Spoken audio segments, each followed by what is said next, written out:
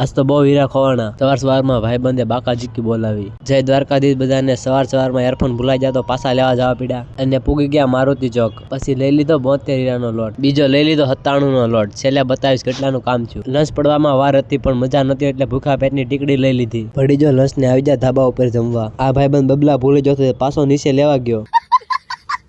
આ ભાઈબંધ હીરા કાપવાની બદલે રીલું જોતો હતો। ધંધીનો કરો નકર તમારો બાપ લોનું લીધેલા કારખાના વેચાઈ જશે ભાઈ।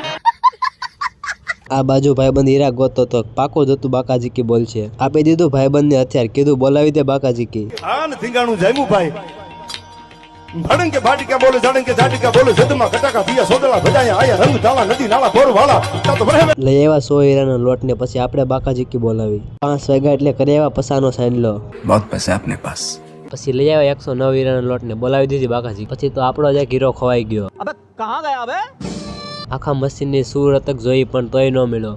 બહુ ગોઈતો પછી ખબર પડી આના ઉપર હતાઈ ગયો હતો। बेकार है भैया, मैं तो टूट गया।